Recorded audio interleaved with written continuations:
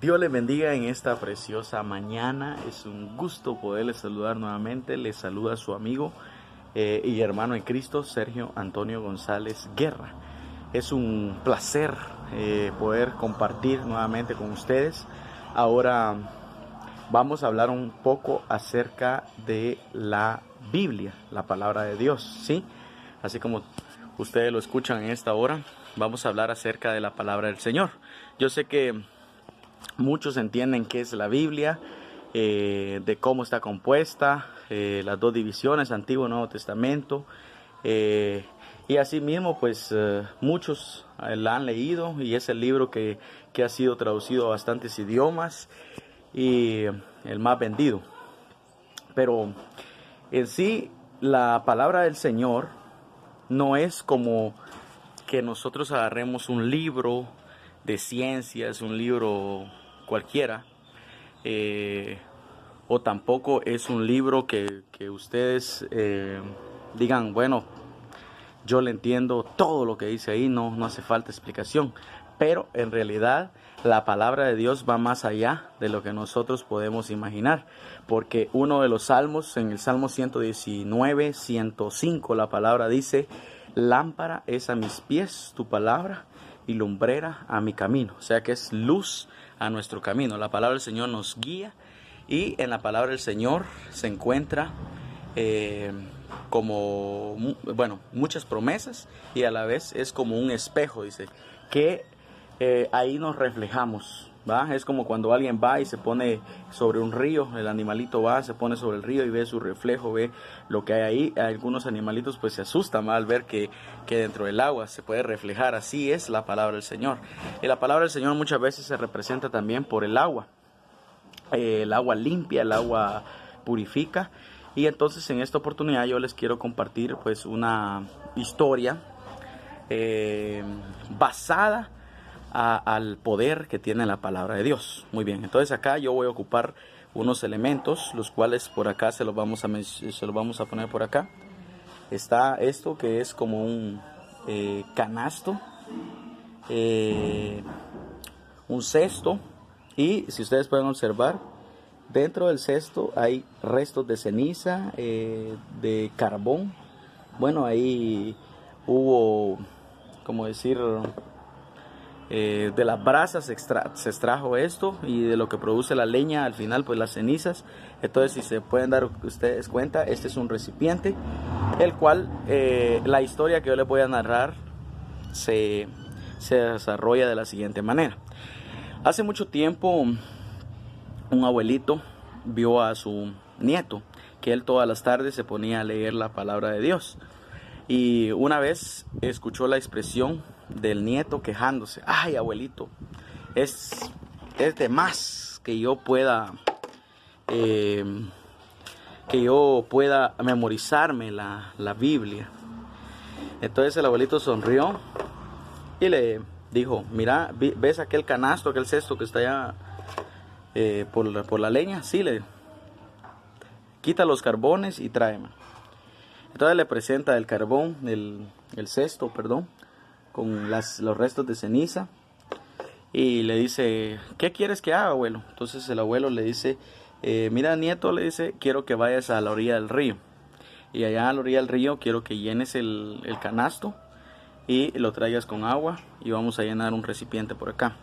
Entonces dice que tan pronto como pudo, este nieto se condujo hacia el riachuelo, hasta el río, donde corrió, se afanó y empezó a llenar aquel canasto con agua, y así lo llenó. Entonces el nieto corría hacia donde estaba el abuelo, y cuando llegaba hacia donde estaba el abuelo, pasaba por el camino, y cuando llegaba el canasto, el cesto, iba vacío.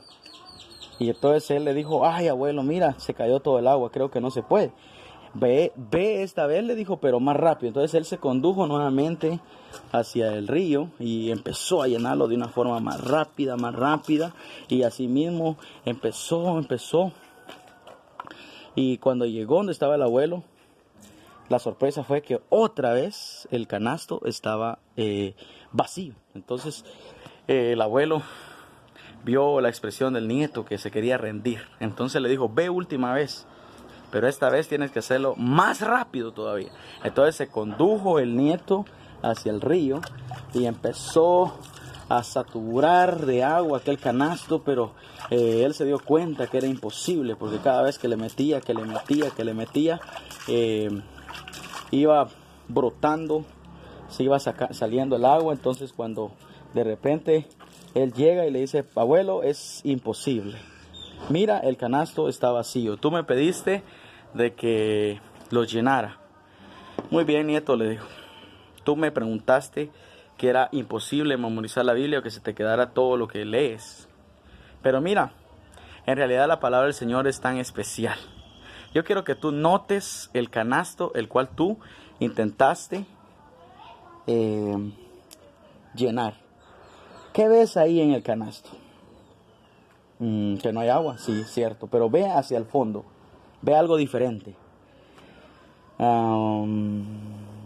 Que está limpio, que está brilloso. Exacto. Entonces el abuelo sonríe y le dice, hijo, cuando tú y yo leemos la palabra, tal vez no se nos va a quedar todo, o incluso para memorizar algún versículo.